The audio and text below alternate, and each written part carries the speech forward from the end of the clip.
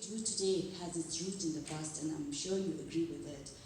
Tradition plays an important role and is an integral part of our society, be it in India or here in Bhutan as well.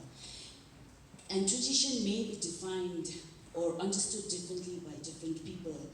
But to me, tradition would really mean an established method or practice, something that emphasizes on the sense of community, relationship, human values, human dignity, all sorts of things, and also includes ideas that are considered as useful and socially meaningful. And then this concept of modernity came in, this concept, a Western concept that emphasizes on, really talks about new ideas, change, innovation, technology, which also emphasizes on individualism. And because of that, really emphasizes on competition, success, revenge, and above all, self-centeredness. I know this is something that I really think modernity is all about, and it is to a larger extent an opposite of what tradition is all about. But then again, having said that, modernity or modernism is something that we cannot do about. It is something we must adapt to keep up with the changing times, because if we do that, then we deprive ourselves of the opportunity to really progress and develop. So the world must go on, and so in every era there's going to be this conflict, the tussle or tension between modernity and tradition. And because you've written a lot of literature, and your recent book also talks about tradition and modernity, can you share your view on what's happening or what happens to tradition in modern times? Thank you so much, Kazuzampola, to everyone. It's wonderful to be here. When we talk about modernity, we have to understand that it's different from modernism. So modernism is actually a movement in the arts, in literature, in architecture, painting, and so forth. But modernity is, a system. It's, techno-industrial, rational modernity, and it was sort of invented around the European Enlightenment, and then, in a way, it spread all over the world. And modernity itself, has an internal contradiction, because it has an ideological sense to it and a chronological sense to it. So the word modernity comes from modo. Modo simply means now. In that sense, the chronological sense goes against the ideological sense, because chronologically, everything that is present is modern. But ideologically, modernity can be identified as something which has a beginning around, say, the Industrial Revolution or the European Enlightenment, and it itself was an invention. In fact, tradition is also an invention, as Eric Hobsbawm says, because what we mean by tradition is actually a selection of the almost infinite variety of things available in the past. So you select those things and you say this is what tradition stands for. In European modernity, there was a rejection of the past. As Immanuel Kant said, dare to know, sapere aude. In other words, you had to overthrow or overcome authority. What was the big authority that Europe was trying to get rid of? Of course, it was the authority of the church, as well as of the monarchies, and to free the spirit, of creativity, individuality. These were the promises of modernity. But what really happened is something we have to take cognizance of. It was the sort of discovery of science and technology as a way to control nature and change our environment. In a way, modernity wiped out all kinds of people, all kinds of civilizations were wiped out. The Native Americans, the Aboriginals of Australia, Canada, the so-called primitive peoples of the world, even You know, in our own subcontinent, in the Andamans, there are vanishing tribes of people. So a lot of, humankind couldn't actually make it into the modern era. Many were wiped out by diseases which were spectacularly modern, like syphilis, for example. So we have to really understand what this modernity meant. It gave us tremendous power, so much power that we might even be able to destroy ourselves. And that is why from the East, there were lots of critiques of modernity. One of the major ones was by Mahatma Gandhi in 1909. He wrote a book called Hind Swaraj. And he calls modernity an amoral civilization.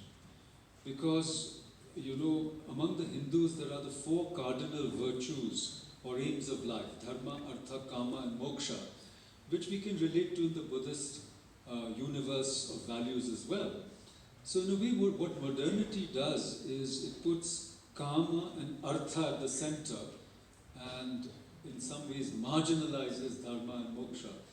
So a life driven by pleasure and profit, of power and consumption, and one in which, look at the human race, how it has overrun the earth, and 7.89 billion and counting. So we are at a planetary crisis, which you might argue is the result of this techno-modern, industrial, now post-industrial, digital civilization, which is spread all over the world. So what do people who are either rejects of modernity or the ancient peoples of the world who are struggling to, join modernity do? I think we have 3 options. We can embrace modernity, we can reject modernity, or we can try to manage modernity. And my position is that we have to manage modernity. You can't escape it. Even in the mountain kingdom of Bhutan, which is quite regulated, modernity has crept in, and all of you know how it has taken over your lives. We were talking about it yesterday. Our gadgets, our phones, somebody said we are a heads down generation, we're always looking at our gadgets. And there was a book called the Cyborg Manifesto. We are already cyborgs. We are part machine, part human already, all of us. So the idea of resisting modernity or being counter-modern, counter-systemic, which is you want the weaponry of modernity to destroy modernity, as some people in the world have tried to do, whether it's the 9/11 crash of the jet planes into the Twin Towers as an example, as a symbol of a counter-systemic assault on modernity. I think these are going to fail. So rejecting modernity won't work. Embracing modernity has its tremendous pitfalls because you're in a way turning your back to the wisdom traditions, to the higher consciousness, which we have tried to practice for centuries in this part of the world, to dharma itself.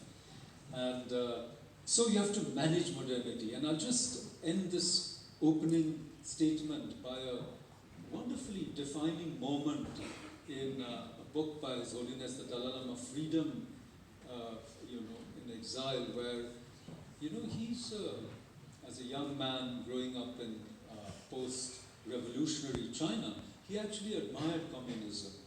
Admired Mao also for all the changes he brought about in his society. But when he came face to face with the great helmsman, as Mao was called, in the book he recounts a kind of, shattering moment, an illusion-shattering moment, or a moment of awareness, where Mao tells the young Dalai Lama, this Buddhism and all of that, forget it. It's a bunch of nonsense. And suddenly it seems, I'm paraphrasing from the book, His Holiness suddenly says, my goodness, it's like, here's the Antichrist, here's the enemy of Dharma, something like that. So, I don't think we can afford to embrace modernity in a wholehearted way, because it's like embracing the tiger, embracing, or if you like, being in the bear hug of Frankenstein. And I think that of the different civilizations of the world who have come in contact with modernity, I think the Indic civilization has had, should I say, a very, very deep engagement with modernity and has shown us some ways, some avenues of trying to manage modernity, inflect it, digest it, and I'm not so sure if I were to say overcome it. I'm not so sure, because the jury is still out on it. Maybe it will overcome us, I don't know. Because, as I said, we are at a planetary crisis where there's only two ways now. Either we change radically and change not merely as individuals, but there has to be a collective transformation. Or, I think the future of this planet is bleak. So are you saying that tradition and modernity, there's a possibility for tradition and modernity to complement each other? Exactly. I would put it slightly differently. In our part of the world, tradition is not seen as a binary opposite of modernity. Tradition subsumes modernity in our part of the world. Novelty, innovation, modernity. You know, what we might call the Nutana in Sanskrit, the Abhinava, things which are new, green shoots. They actually are nurtured by tradition. And tradition has the capacity for self-critical reflection and correction. So it is only in the West where tradition was seen as something that had to be discarded before modernity could be born. And in a way, the dogmas of the church were then carried over to the dogmas of science in a way. Nobody can dare question, the verities of science, which have their own limitations. The biggest limitation of science is instrumentality. Your truth can only be as good as the instruments to measure it, etc. We can go into that. And that's why, the great philosophers of the West, Hegel, Heidegger, Max Weber, they talked about, Husserl, they talked about the onslaught of modernity leading to a disenchantment of the world. And why are people coming to Banaras or Bhutan? To re-enchant themselves. So it's not a matter of complementarity, but it's a matter of radical realignment. You have to realign reason from being the supreme commander of a pyramid of values, which is what happens in the European Enlightenment, to being, an instrument of human progress. But there has to be a higher kind of consciousness, call it bodhicitta, a wisdom or Gnostic consciousness, where we really deeply question, whatever we consider our ego-bound bodily identities. That consciousness has to be, in a way, enshrined as the guiding principle, not mere, within quotes, secular reason, which in a way inundates the world. And as you know, look, modernity gives us ideas of, civil society, public culture. But what about community? Eroding community and co-being. We have to develop notions of co-being which extend beyond the human, to the animal, because they also own this planet. It's not just ours for our consumption, So only an enlightenment which is different from that European enlightenment, but equally radical, has to, it seems to be, inflect and realign modernity in order to save ourselves from its consequences, from its depredations, from its, I would say, from the conflagration, whether you call it climate change or an economic meltdown, or the digital divide, which is going to be more severe than the social divide, So to engage with some of these challenges, we need an integral intelligence and wisdom, which modernity alone, with its fragmented worldview and excessive analytical and separative rationality, does not provide us. Professor, I was going through your book, The Cultural Politics in Modern India. And you've sort of, all over the book, you've used words, Hindi words, I mean, like wherever possible. And I may be wrong in assuming this, but I sort of felt that you were asserting the need and the importance of having such words in modern literature to sort of help the readers understand the importance of these words that belong to the past, and then in sort of carrying it forward, these tradition and culture and all of that. But then it also got me thinking, because the modernity has come in, what are the implications of modernity for language and identity? What does modernity do to our private and public discourse? How does it affect or influence our language, and how does it sort of influence our identity, this concept of who we are? Absolutely. As the previous speaker, Tashiji, was saying, Tava, Tava, La, Tava. Why is he saying that? Because there's an untranslatability to some of these words. And they're not just words, they contain a universe of meaning. They're a conceptual universe in themselves. So in my books, I've always preferred to use the word Swaraj rather than independence or freedom. Because Parampara is another very important word. T.S. Eliot talked about tradition and the individual talent. It's a great book to read for young people. But I prefer the word Parampara in a sense because it has the notion of transcendence in it, built in it. So Parampara is that which transcends the present, like a rainbow. And you have in the title of this session, to go to the future, you have to go via the past in some ways. But all the three are present as a gift in the present moment. And coming back to your question about language, the crisis of reason in many ways is a crisis of language. What we experience, is today a kind of what Eliot called dissociation of sensibility. But it's manifest in a tiredness, in a discursive fatigue.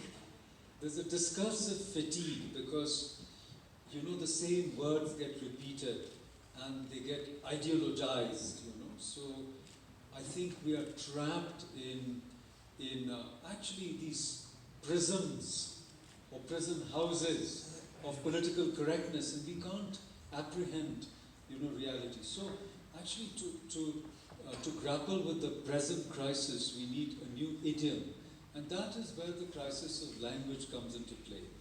And, there's a wonderful book called The Chess Master and His Moves by Raja Rao, an important Indian writer who died a few years ago in 2006. But nobody has read this book. And, like Tagore, after the First World War, Tagore said that he had to exit, from the courtyard of fame where he was trapped by language. And he took to painting. And his paintings are very dark because they embody the crisis of humanity. So similarly, Raja Rao in his book, or like another example, Samuel Beckett in Waiting for Godot. Lucky's speech, it's not a speech, it's a scream. You remember that painting by Edward Munch, called The Scream. It's one of the greatest, one of the defining paintings of, modern art. And what is it? The scream is the human response to the agony of modernity.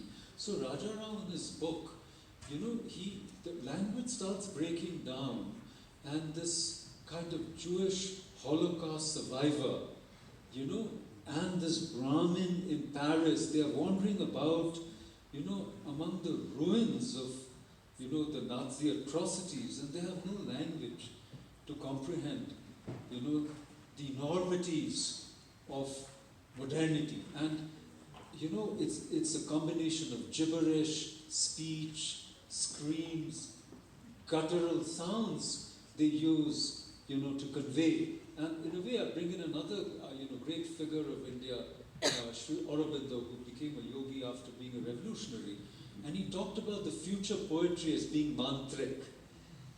You know, because a mantra is not just a bunch of words which mean something. A mantra is a vibration.